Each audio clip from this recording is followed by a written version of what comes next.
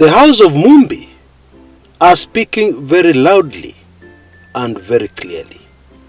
But it seems that most Kenyans are completely missing the message. And indeed other Kenyans are confused. And the Kenyans who are confused are asking the question. House of Mumbi leaders have now said that they are no longer allied to Raila Odinga. They are no longer supporting Raila Odinga. And instead, they would like to support the government of the day under the leadership of the most senior member of that government, Deputy President Rigathi Gachagua. And so people are asking the question, does that mean that Mount Kenya has left Azimio? Because if you notice, there's been no talk of leaving Azimio. Very confusing. But let me confuse you further. The latest move by the Mount Kenya leaders is a huge advantage to Raila Amolo Odinga, who has now been left. How confusing can it get? Well, on today's show, I break it all down and explain why all those facts are 100% true. This is a huge advantage to Raila Odinga and a huge advantage to Azimio. Karibu sana! Now just a quick reminder, if you're already enjoying this video, please remember to give me a like. If you're not yet a subscriber, now is a good time to subscribe. And finally, the offer of the decade for my weekly intelligence briefings through the release of a highly sensitive, very hot special documentary titled Ruto Dark Secrets. That offer is ending in exactly 24 hours time. So please rush so that you're not left out. After 24 hours expire from now, that offer kwisha maneno, and we revert to the usual price for my highly sensitive weekly intelligence briefings. I believe you can see the details right in front of you on your screens. Yeah. Please take action right away. But for now, we have a very informative video with some very shocking information ahead of us. A very warm welcome. Twende kazi.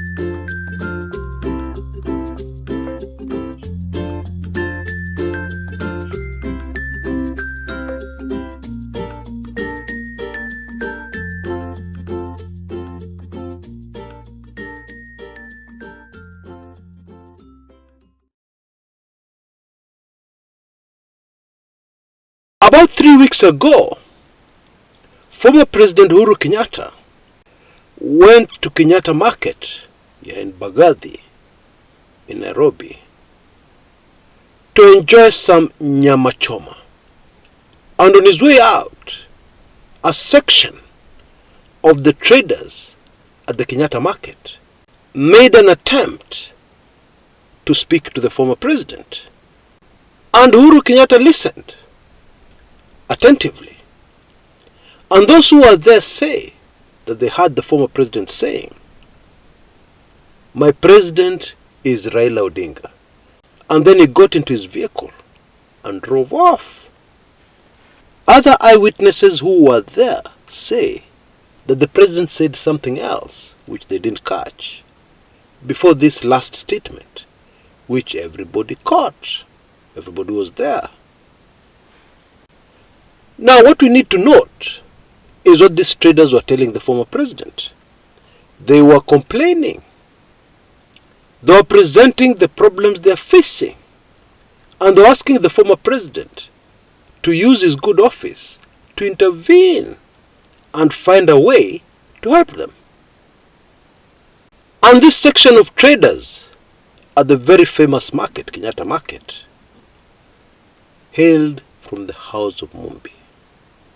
Now at this time, when it is very clear that Mount Kenya, and especially the house of Mumbi, are very busy regrouping, it is not far-fetched to imagine that a few delegations must have found their way to the former president as a leader of the community, mostly seeking a way forward for the community in light of what happened in our recently concluded presidential elections.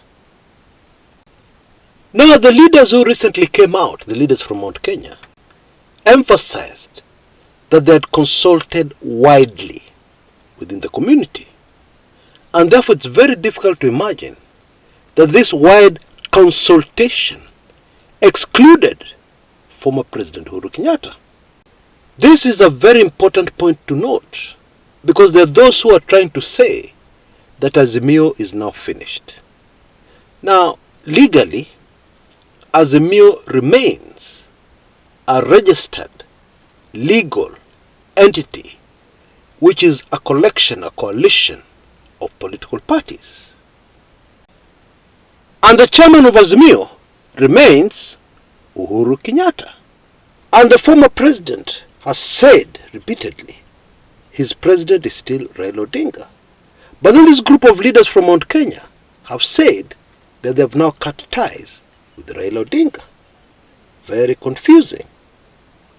But what we need to understand is that Azimio is a group put together of various political parties which are still operating separately.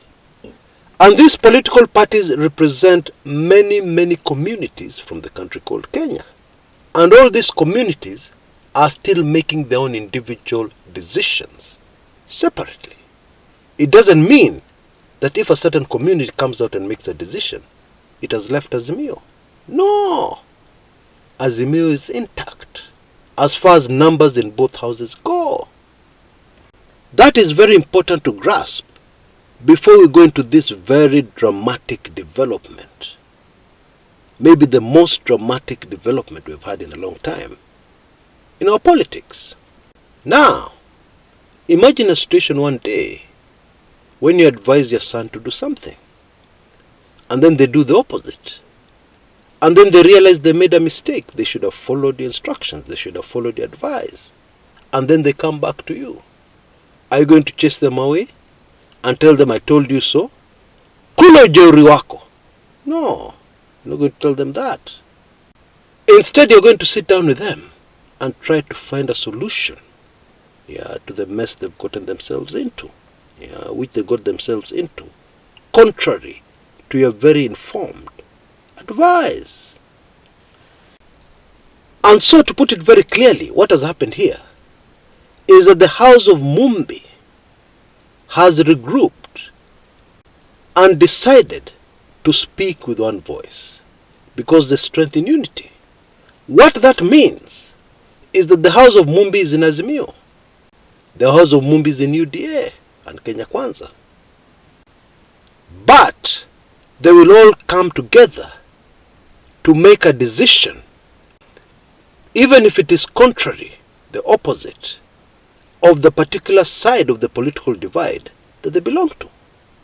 And the latest example of that is the successful election of Kanini Kega, who is in Azimio, in a situation where he got a vast majority of his votes from members of parliament belonging to the other side of the political divide, belonging to Kenya Kwanza.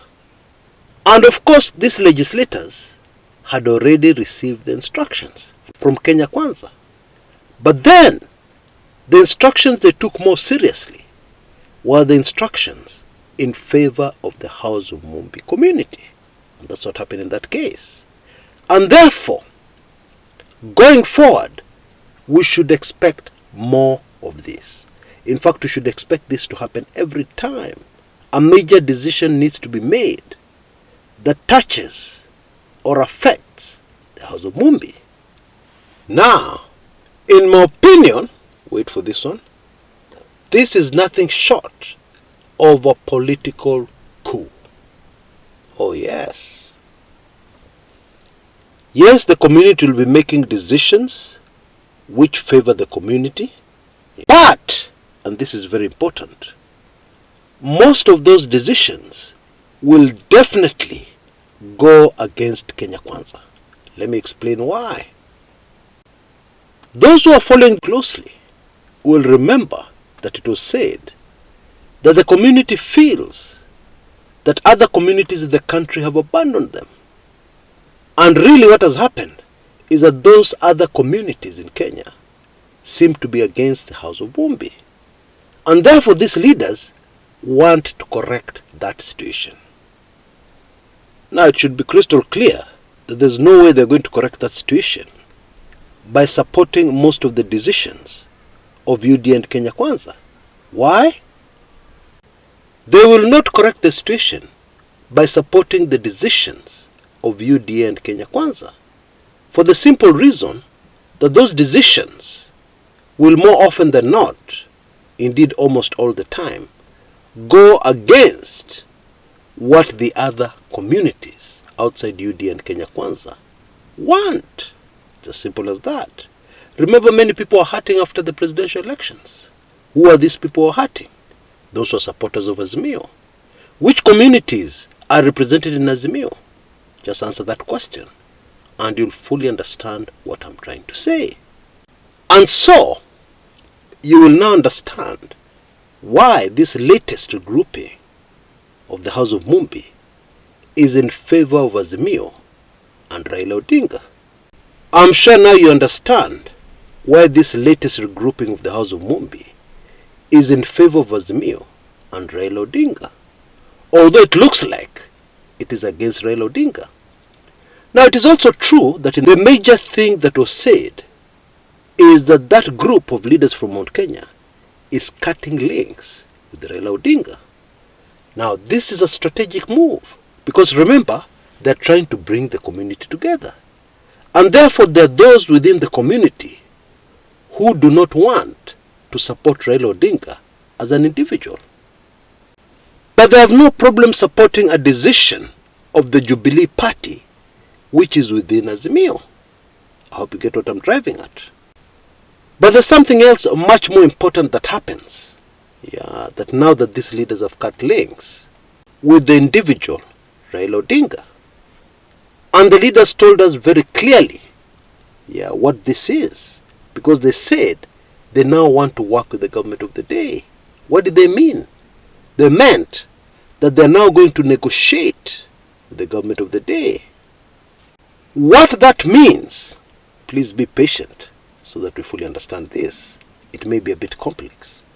What that means is that if Kenya Kwanza makes a decision, the UDA High Command makes a decision, the House of Mumbi can come together and say, no, please reverse that decision. And what will result from that are negotiations, give and take. And of course it's possible, in many instances, that UDA will still end up having its way and Kenya Kwanza. However, let us note this very carefully. This new position taken by House of Mumbi has weakened the government. That is so important. It deserves to be repeated. This regrouping, this unity, newfound unity of leaders from the House of Mumbi has greatly weakened, the effect is to greatly weaken the UDA government. Why? Because these leaders are no longer scattered on different sides of the political divide, where the ones in UDA and Kenya Kwanza have to always side with UDA and Kenya Kwanza. No. The correct position now is that the government makes a decision and the House of Mumbi decides to support or not to support that decision, or to negotiate that decision. Now I can hear somebody telling me, Chris, but Edwin Sifuna the Secretary General of ODM, came out and hit back, responded to what these leaders from the Mount Kenya region said. And the long and short of what Edwin Sifuna said, who is the senator for Nairobi, is that the Jubilee faction within Azimio did not deliver what they promised to deliver. And so somebody who wants to analyze Kenyan politics casually will say, ODM, the party, are against these Mount Kenya leaders. But hold on a minute. After what I have said, I need to ask you a question. Do you think Raila Odinga would support what these Mount Kenya leaders are doing? Or do you think he would not support what these Mount Kenya leaders are doing, including cutting ties with him? Try and put yourself in his shoes and answer that question. And you'll find that there's only one answer. It is to his advantage. He would be for this latest move because it is to his advantage. Even if he does not release a press statement, even if he does not come out and say clearly that he's supporting them or supporting their decision. You know, many times in politics, it is not right, and in fact you lose direction, if you just read a headline and you make your own conclusion without looking at the issue a bit deeper. And this is the excellent example. Because the headline was Mount Kenya leaders abandoned Raila. And of course any Azimio supporter reading that would get upset. But guess what? It is actually good news. Now before I go, there are those of us who have complained and they have appealed to me. Many have even written me emails and told me, Chris, no, it's a wrong decision for you to show your face on any video. You have too many enemies. You should remain anonymous. And I'm very touched by this concern from many of you. However, in this latest offer, where I have videos where I actually show my face, where I speak to the camera, there are going to be very few members. Not more than 20. And remember, these videos cannot be shared. Those 20 people will only access these videos as I review the politics of the week. They'll only be able to access these videos using the individual email addresses and nothing else. So they can't share it with anybody else. And therefore my assessment is that this is fairly safe. And it will allow some of you, not enough I agree, but at least a few of you, to be able to view these videos. And indeed that offer of mine is still on. There are still 4 slots left. And remember, if you fill those 4 slots, you will get a full 6-month subscription for the price of 1 month subscription. You can see details on your screens right now. And therefore I highly recommend it. Not everybody can afford it, I know times are hard, but those of us who can, I believe it will be real value for money. And that is apart from satisfying your curiosity of seeing Kumekucha Chris live, right before your eyes. And I know that those 4 slots will be filled in very quickly. Folks, Kenyan politics is getting even more interesting with this drama that is unfolding, especially amongst the house of Mumbi. It is getting more than interesting. So please stay tuned to this channel as I break it down for you. Until next time, this is Chris Kumekucha.